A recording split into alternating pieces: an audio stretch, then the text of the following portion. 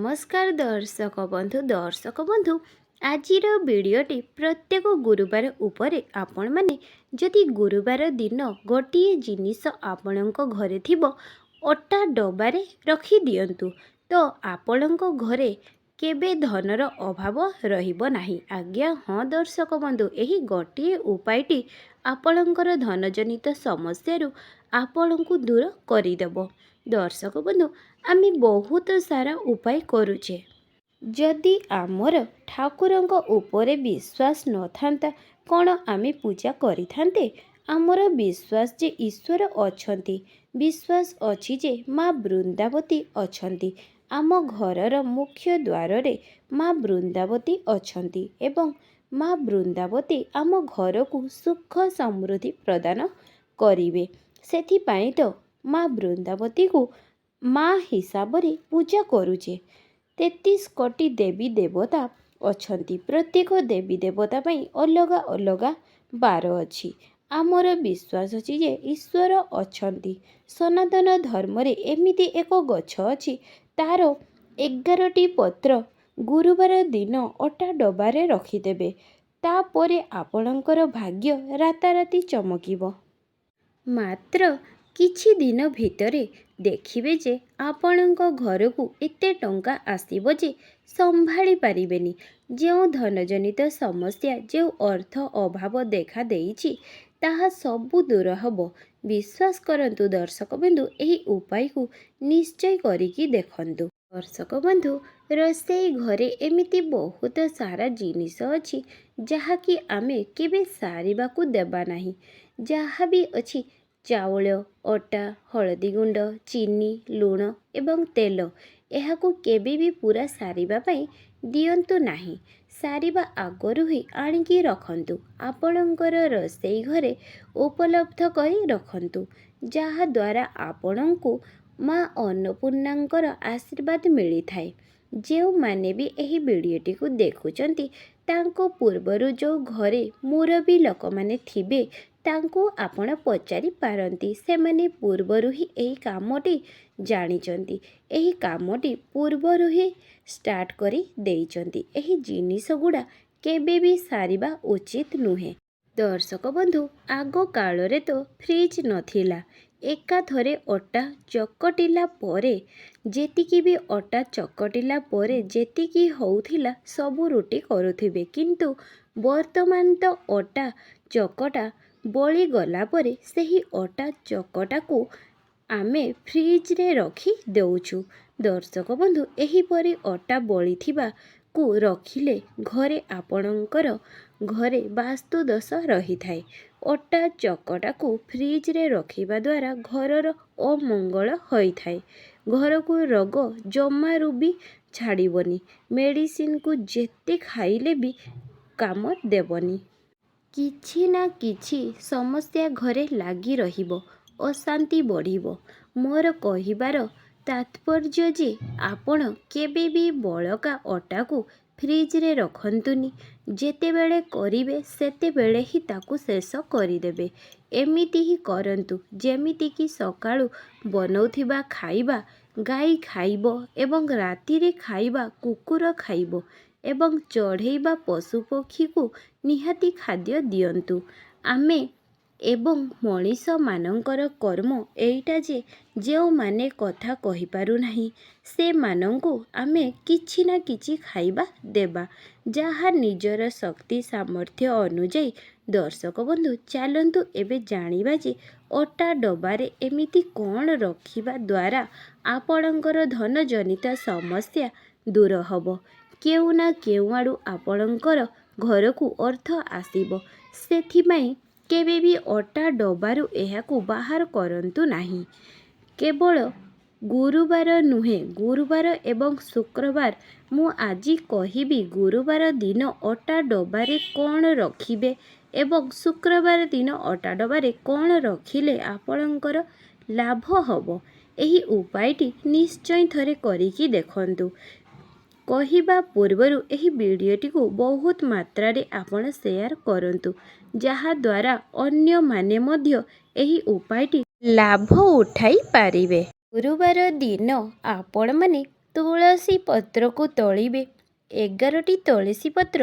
ତୁଳସୀ ପତ୍ରକୁ ଗୋଟିଏ ପଲିଥିନ୍ କିମ୍ବା କାଗଜରେ ଗୁଡ଼ାଇକି ରଖନ୍ତୁ ଏବଂ ଏହି ଗୁଡ଼େଇକି ରଖିଥିବା ପୁଡ଼ିଆକୁ ଗୁରୁବାର ଦିନ ଆପଣ ତୁଳସୀ ପତ୍ରକୁ ଅଟା ଡବାରେ ରଖିଦିଅନ୍ତୁ।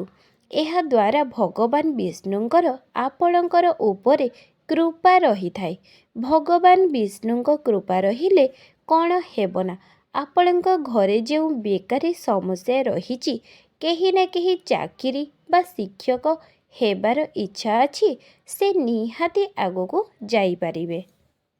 ଏହି ଉପାୟଟି ଯିଏ କରିବ ସେହି କହିପାରିବ ଯେ ଏହାର କେତେ ଅନୁଭୂତି ଅଛି। ଭଗବାନ ବିଷ୍ଣୁଙ୍କ ଯାହା ଉପରେ କୃପା ଥାଏ ସେହି ବ୍ୟକ୍ତି ଶିକ୍ଷକ ହୋଇଥାନ୍ତି।